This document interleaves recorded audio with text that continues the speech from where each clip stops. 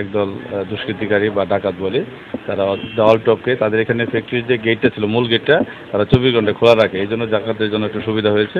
তারা এখান থেকে কিছু ব্যাটারির কি বলে প্লেট বলে এগুলো নিয়ে গেছে, এবং কিছু কম্পিউটার আর কিছু 2-3টা ল্যাপটপ নিয়ে গেছে।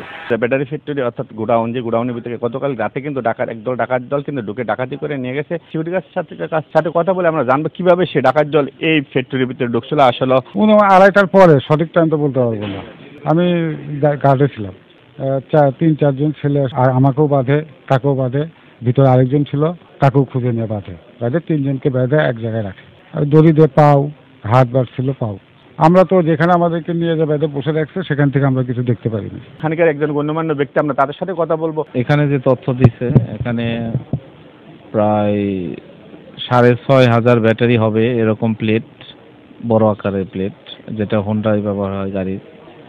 আর ল্যাপটপ এবং কম্পিউটার সহ 6টা এই ল্যাপটপ এবং কম্পিউটার, এবং যে সিসি ক্যামেরা ফুটেজ যার মাধ্যমে ডিবি, সেটা সহ নিয়ে চলে গেছে। এবং সবচেয়ে আনসিকিউরিটি যেটা, যে এটার প্রধান গেট দেখতে পাচ্ছেন, এই গেটটা লাগানো ছিল না।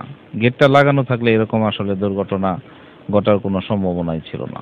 তো এটা আমার মনে হয় এখানে যে দায়িত্বরত কর্তৃপক্ষ যারা আছে তাদের গাফলতি। গোডাউনের যে পিছনের দিকে যে একটা বাথরুম আছে, বাথরুমের উপর দিয়ে কিন্তু তারা এই ডাকাত দলে প্রবেশ করছে। তারপরে কিন্তু সিকিউরিটি গার্ডদের জব্দ করে হাত পা বেঁধে এরপরে অন্যান্য গেট খুলে কিন্তু ঢুকেছে। এই হলো সেই গোডাউনটা। আমি গোডাউনটা দেখানোর চেষ্টা করবো।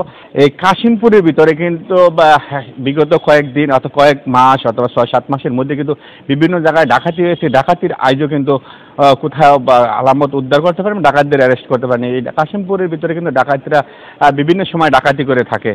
আসলে প্রশাসনের পক্ষ থেকে তারা কি ব্যবস্থা নিচ্ছে এ পর্যন্ত আমরা দেখতে পারি না।